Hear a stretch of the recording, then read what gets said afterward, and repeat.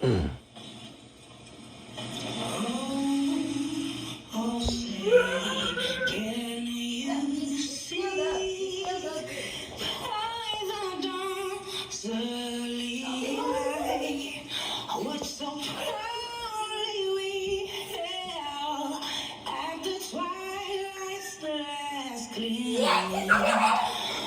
brought stripes and bright stars through the perilous fights for the ramparts we watch were so gallantly streaming.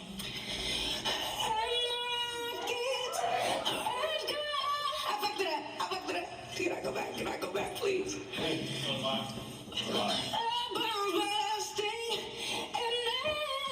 I got too nervous. Gave proof through the night that our flag was still there. Whoa, say that stars sprang up. Wait till Mom comes out, okay? Yeah.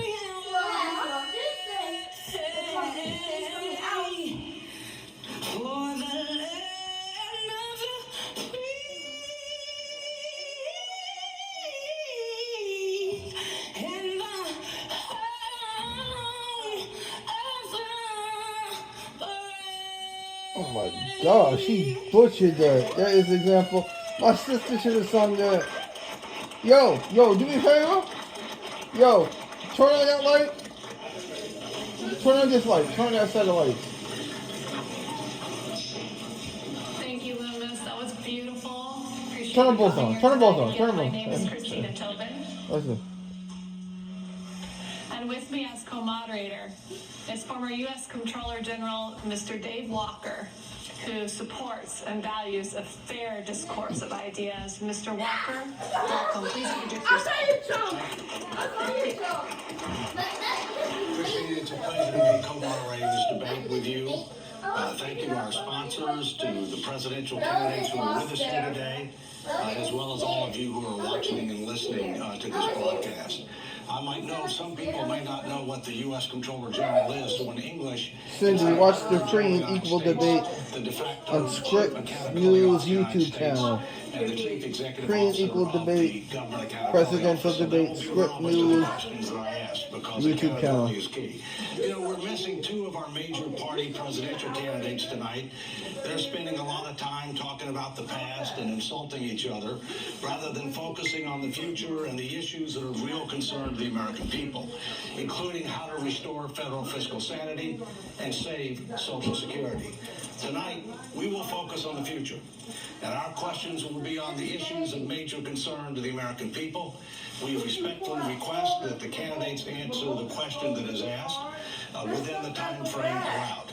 And we may... And it's going to go back to tonight. Thank you. Before you go to bed. Thanks, Dave, so much for being here tonight. And all of you for your support in making this a debate reality.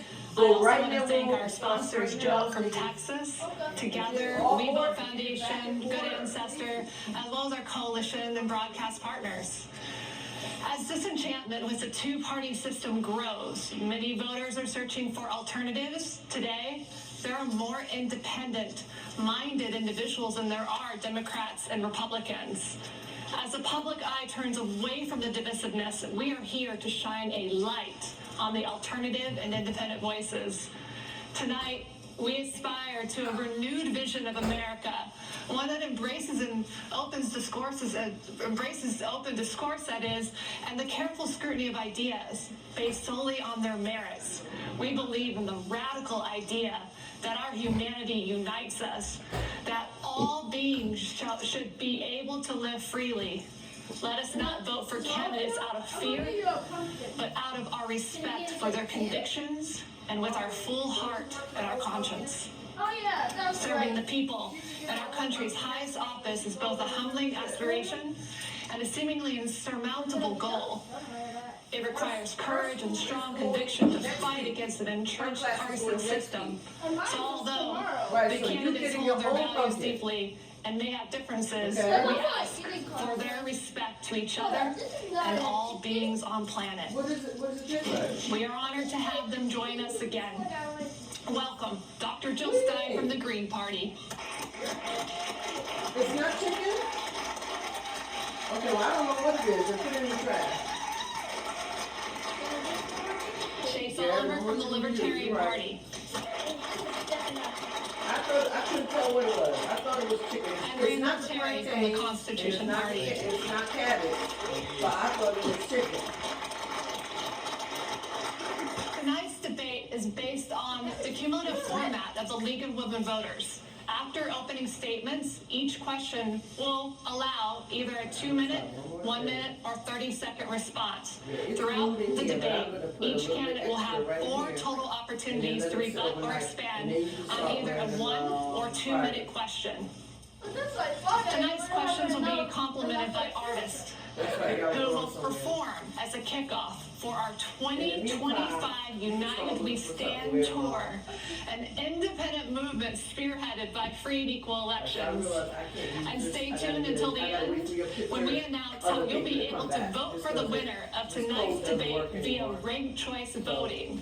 The order of the candidates was determined by a random draw, and we will start with an opening statement from Dr. Jill Stein. Thank you so much, Christina.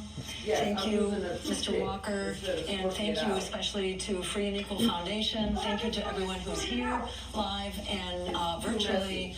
This is such an important institution that Free and Equal has been developing, and shame on our political major parties that they are not participating in debates and that the candidates are not here tonight.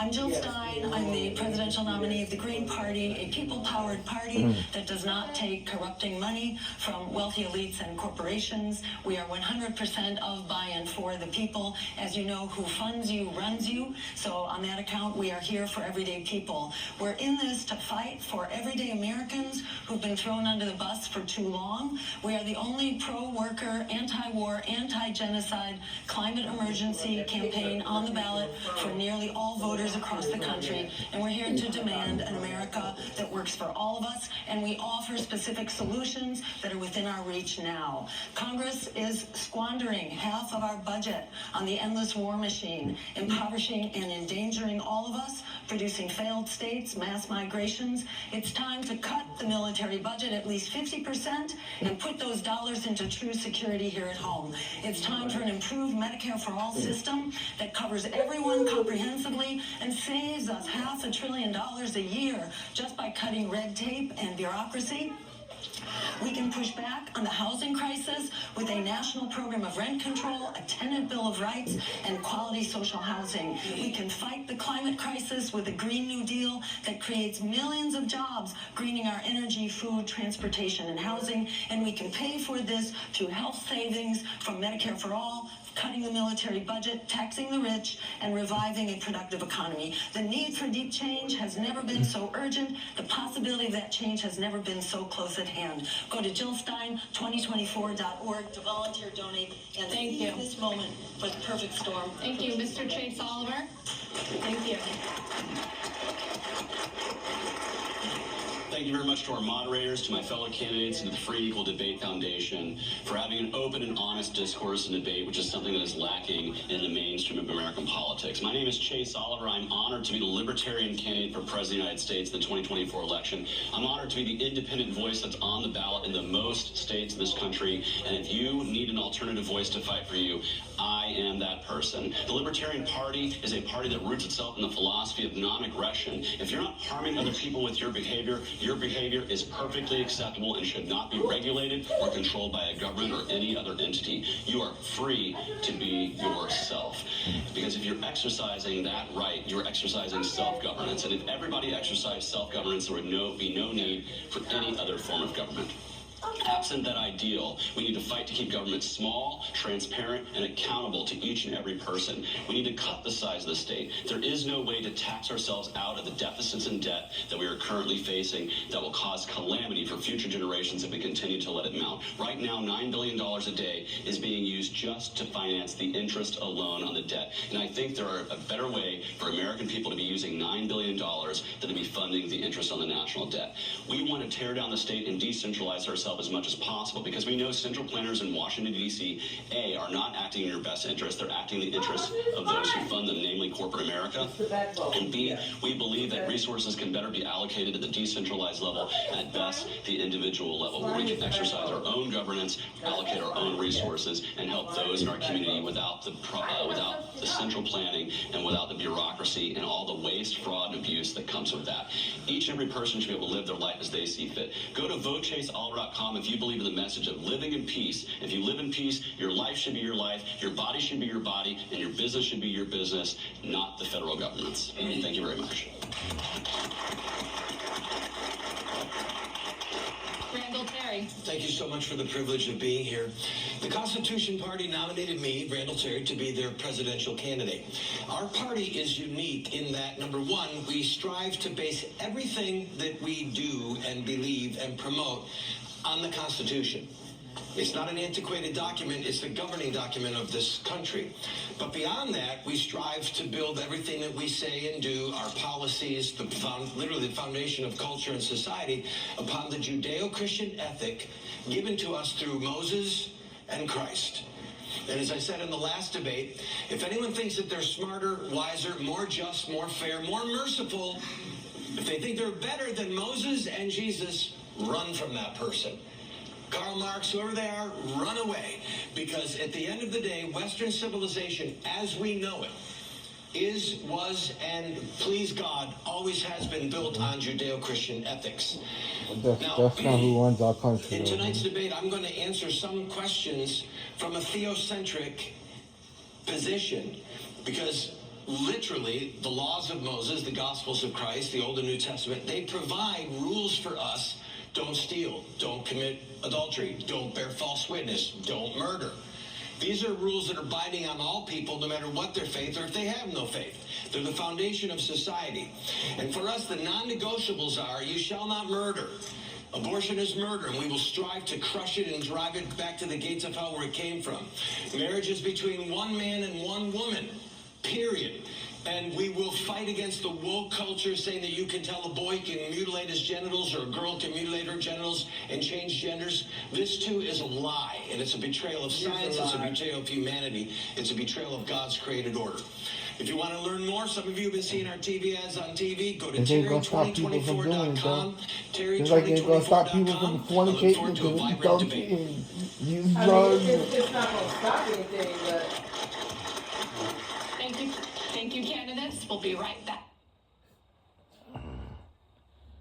Do you know something, Mom? What do I know? We will be right back. Okay. I can read that.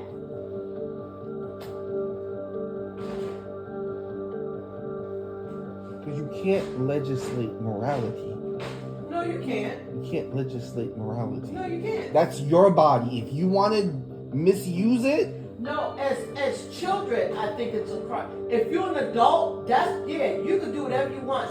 I have a problem with children, parents allowing their but there's always children going to be do it. doctors for the parents. If their parents really want to do it, there's always going to be doctors that's going to take the money Yeah, and it going is to do always it. So, gonna I be mean, doctors you know what I'm that saying? take But the it's money. like, It is. That's unfortunate. But that's true.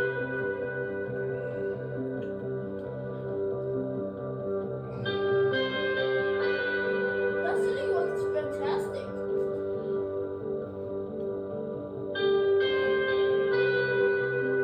there's a time where you're just harming yourself. You're not harming it. Suicide, you don't go to jail for suicide. Why? Because you just harmed yourself. But you go to jail for murder. Like as I'm saying, like, it's just things that, like, it is what it is. Like, some people just go overboard with try to legislate every sin. You can't. It's like, it doesn't, like, it's not freedom. It's not freedom. You have the freedom to be holy, and you have the freedom to be evil. It's like, yo, it's like,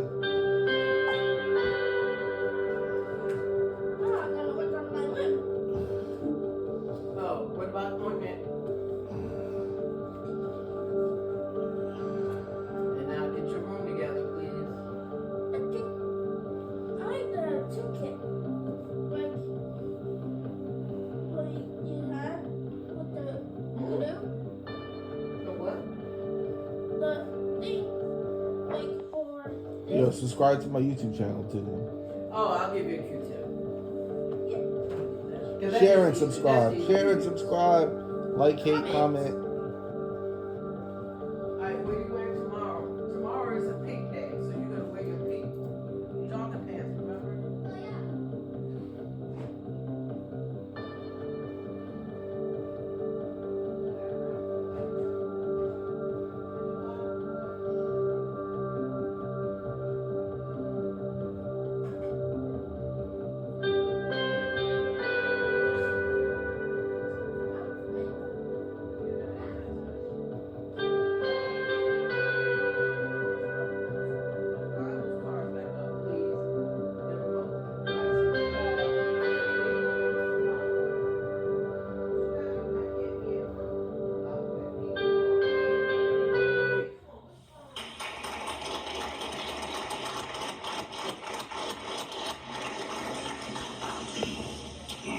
Well, we're gonna go to question number one here for starting with Dr. Jill Stein. How would you address the current challenge of affordable housing? You'll have 1 minute to respond. We do have an affordable housing crisis, a really emergency. Evictions are at an all-time high. Homelessness is at an all-time high. This is very much related to the skyrocketing housing costs. We need an emergency program of rent control to basically stabilize housing costs across the country, a federal rent control program. We need to end the buy-up of our housing stock, rental and permanent housing by the private equity industry, which is hanging onto that housing, hoarding it, and sitting on it in order to drive the price up. We need a vacancy tax, which will help drive those apartments back onto the market. And we need to build quality public housing, so-called social housing. We call for the building of 15 million units of that. And in part, that can be funded through the Green New Deal. By declaring a climate emergency, we unleash over half a trillion dollars every year to deal with that crisis, which includes building quality, environmentally sound housing. Thank you. Thank you. Chase Oliver. So first and foremost, we need to understand that the housing crisis, by and large, much of this is a local issue. It's a fact of supply. The reason why housing costs are rising so much is that the demand is much greater than the supply of housing that's been built. And a lot of that is due to restrictions, zoning regulations, NIMBYs, not in my backyards, who say they want to solve the problem. They don't want to build multi-unit housing in their neighborhoods. These kinds of zonings need to end. And also, we need to address the fact that even in a local government sense, you don't really own your home because you pay property taxes. If you don't pay those property taxes, the government can come seize the home that you apparently own. And so this is one of the reasons why we fight taxation at every level. But what got us involved in the housing crisis of 2008, it was government intervention in the marketplace. It was the Bush administration who wanted to inject a bunch of money into the real estate industry and create conditions where people were getting loans that didn't need to be getting loans. And what that did is it created instability in the system. And of course, we saw the bank failures. We saw Bear Stearns or Lehman Brothers. Thank you. Falling underneath. We need to fix this. Appreciate it. Randall Terry. I am a well-dressed, semi-articulate squatter, or serf, if you will, because even if we pay off our mortgage, which we hope to do soon, we don't own the home. The government owns the home. And one of the principles that we fight for, along with the Libertarian Party, is the complete abolition of property tax. It is not home ownership. It is based in a Marxist principle that everything belongs to the government. The inflation, the insane inflation that's going on in the housing market is based partly, before it was based upon interest rates being so low. It was also based upon BlackRock and other huge institutions just buying up houses. It's supply and demand. It's driving up the cost of housing. And we long for the day when every man can sit under his own fig tree enjoying the fruit of his own vine and not have to pay property tax and not have an exorbitant mortgage and not have BlackRock as their landlord. Thank you.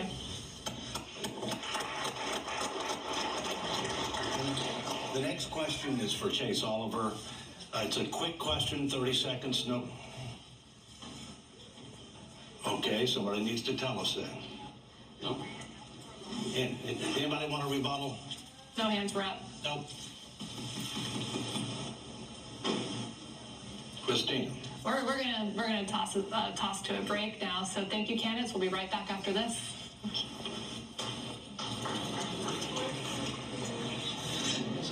Please help me welcome singer. Did you know Scripps News is streaming for free on all your favorite streaming services? That is something that is very important. Search for Scripps News on your smart TV to find our channel. This is amazing stuff here. Once you get the app, get full free access to breaking news, All that excitement culminates today. live events, And you can really kind of feel the energy. and the award-winning journalism you expect from Scripps News. Oh yeah, there it is. Start streaming Scripps News today.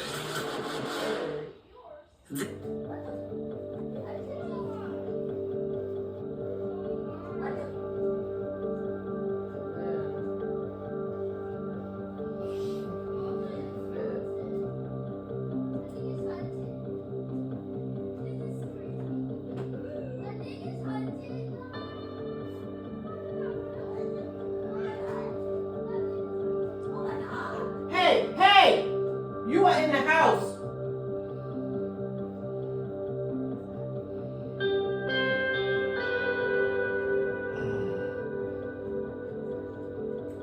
I'm just gonna pick up from Matthew TC, right? Yes. Good. I don't Okay. think I'm gonna be able to. Good. No, I can pick up from Matthew. Yeah. As long as I gotta pick up from that damn school, man. Shit.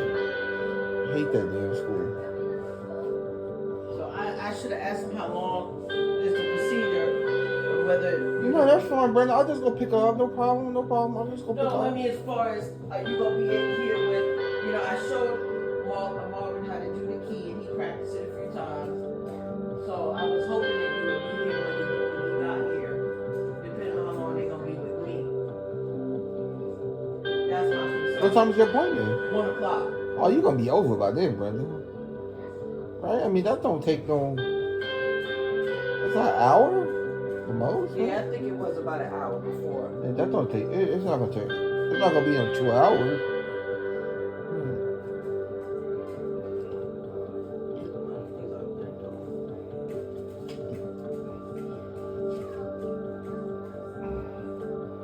But they put another filling in? No, I'm putting getting the cap done. So they're putting in the temporary cap, and then I have to go back in. That's my other appointment card. The one that has the actual. This one is the medication one from today. I need the other one. I swore it was at 1 o'clock.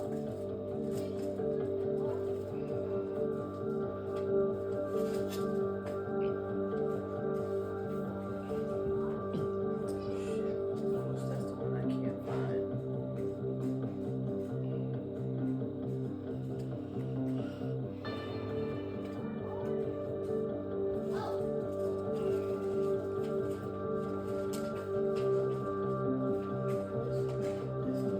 That's missing. All right. Chase Oliver is next. This is a 30-second question, so there's no rebuttal, just a quick reply. Do you support the effort to cancel student loans in the wake of the Supreme Court's decision striking down the Biden's administration attempt at loan forgiveness? No, I don't. I actually have a plan to allow people to get out from the student loan crisis that does not involve taking taxpayer funds from those who did not attend university, pay off the scholarships, essentially, of those who did attend university. I find the value in college. I find the value in higher education, and my platform has a plan on how to achieve lower costs for colleges, how to get the government out of the student loan business to actually allow for more student loans to be available to more people. But no, I don't believe in a wholesale forgiveness program. Thank you. Randall Terry. No. Well, that was quick. Dr. Stein. Yes, I believe public higher education should be free.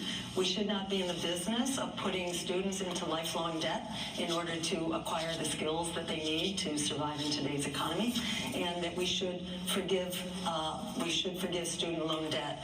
Our government managed to forgive the crooks on Wall Street who crashed the economy to the tune of trillions of dollars. We can forgive the victims of this Wall Street economy, namely an entire generation of students who deserve to have education as a human right. Thank you.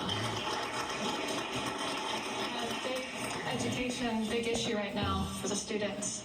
Well, there's no question. I mean, there's no question the student loan program needs to be reformed. There's no question about it.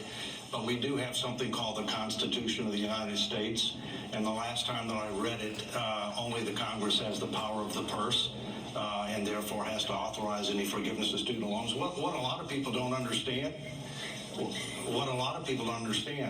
is the largest asset on the balance sheet of the United States government's financial statements is student loans, 1.7 to 1.8 trillion.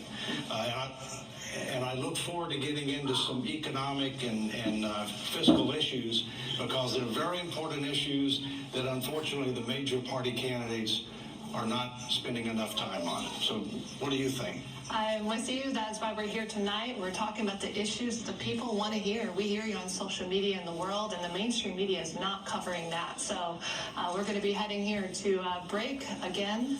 In a moment, I'll be tossing over the break. And thank you again, candidates, and we'll be back right after this.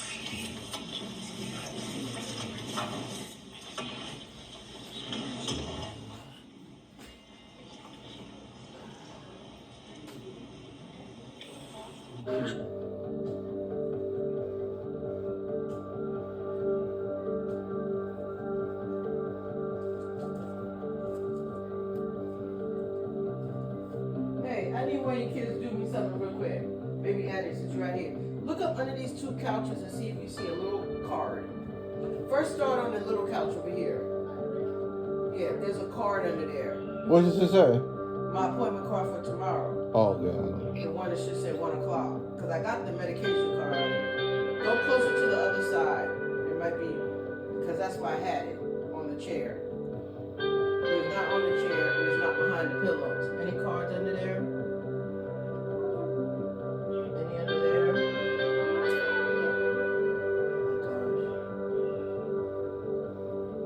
Oh gosh. Well, you know what time it is, right? Yeah, it's 1 o'clock. Okay, so, right. That's what we do. What's this? I don't know what this is. You can draw on that. Take that. You can draw on that if you want. She liked that chicken. Yes.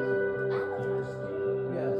Why is the Marvins and mines get joined by Huh? No. Let me see. Why? What? That's haunted. Marvin, what is she talking about? Let me show you. I know Speak English. What's the go Oh, so closer? you each have your own robot? Yeah, watch this. So when I cook this part. So when I cook it, wait, it's not doing. Oh, this thing's off. So do they talk to each other? No.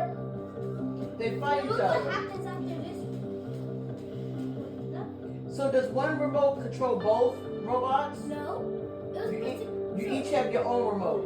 Yeah. See, haunted. So Okay. with mine, it controls Marvin. Okay, I don't This is know. Marvin. You asking the wrong? Oh, Oh is my this it God. right here? Ah, here it is. It was slit right. I had it right here between these pillows.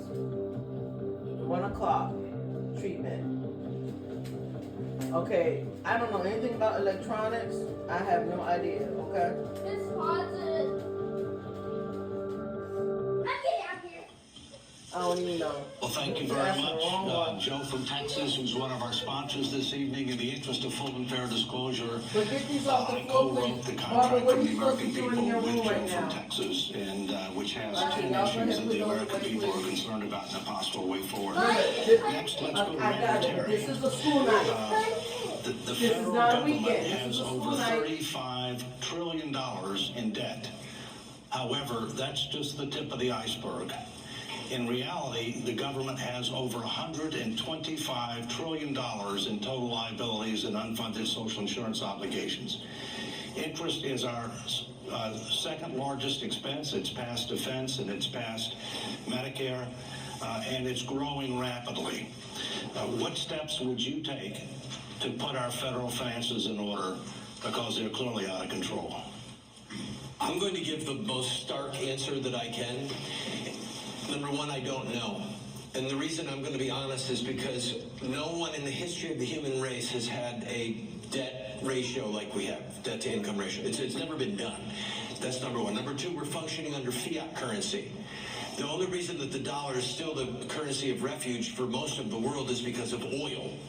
Petrodollars. We're internationally obligated. Everyone is to trade in dollars. If that currency obligation went away and another currency replaced it, the dollar would no longer be the place that people would flee for refuge, and we could see the collapse of the dollar. At that point, all bets are off. It's literally the only reason the dollar functions is because I trust when I give you a dollar that you're going to take it. And if the dollar goes the way of the Confederate dollar and it has no value or little value, or if it goes the way of the German money and the people are coming up in wheelbarrows to buy their bread, we don't know what's going to happen. In the scriptures, remember what I said earlier on, there was a thing called the year of Jubilee, where every 50 years, all debt was forgiven. And at some point, the world is going to face an economic crisis, because we're not the only ones that are in massive debt. The whole world is. And it is in part tied to the fact that we are all functioning, with perhaps Switzerland as the odd man out, we're all functioning on fiat currency. We're all functioning on pretend money. It's monopoly money. We just trust that it will work. If the day comes when there is an economic collapse worldwide, it may just be that we're not paying our debt and no one else is paying their debt, and we're going to start at square one and either go back to a silver and gold backed currency or literally go back to silver and gold. So I don't think that there's a way out. I literally don't believe that there is a way out, and I've thought about this a lot over the years, and I think it's gotten worse, and I don't think there's a way out. Thank you. Dr. Stein. There are many things we can do to begin reining in the enormous federal debt. For one thing, we need to cut the military budget, which is spending at least $1 trillion and far more every year of our hard-earned money. This is over half of the congressional budget. Depending on how you calculate it, it's at least 60%. If you add in the Veterans Administration, taking care of our wounded veterans, which we need to do, the nuclear power, and so on, the FBI, ICE, etc., it comes to more like 60 or 65%, which doesn't leave much for the American people. So we need to start cutting the military budget, cut it by at least half. We'll still be far ahead of all of our competitors in terms of their military budgets, and that can help put a lot of dollars into a more fiscally sound budget. We need to enact health care through a Medicare for All program, which actually saves us $500 billion per year at the same time that it expands health care to cover everyone and cover everyone comprehensively. Some $4 trillion a year is being spent now on health care. 1 out of every 3 health care dollars is being spent on paper pushing, red tape, and bureaucracy. That's not serving the cause of health care. This is enormously wasted. So that needs to be reined in. We also need to start taxing the rich and corporations. We need a wealth tax. We need a more steeply progressive tax. You can go back to after the Second World War, when we were taxing at the highest marginal rate of up to 90%, with tax credits for expenditures on the economy and investing in the economy. And finally, we can create a productive economy again. We financialized the economy. We need a productive economy to be capable of actually contributing to our budget. So I want to say I agree with Jill Stein that we need to cut the Pentagon by at least 50%. And I want to agree with Randall Terry that we might be too far gone to actually fix this problem, but I want to say we have to attempt to fix the problem. And that starts by cutting out what government does. Government does way too many things, and that's the reason why we run trillion-dollar deficits every year, is because they exercise power beyond their boundaries, beyond what they should be doing under the Constitution. And this costs a lot of money. This failure to get our fiscal house in order will lead to calamity for our kids and grandkids. This is why I support balancing the budget today. Submitting a balanced budget to Congress, and if they don't bring me one back, it's a vetoed budget that I would return back to them if I were President of the United States. We have to hold ourselves to that higher ideal. Now, right now, again, $9 billion a day is what we're spending just to function the interest on the debt. And I'd like to believe that we could just tax the rich and tax away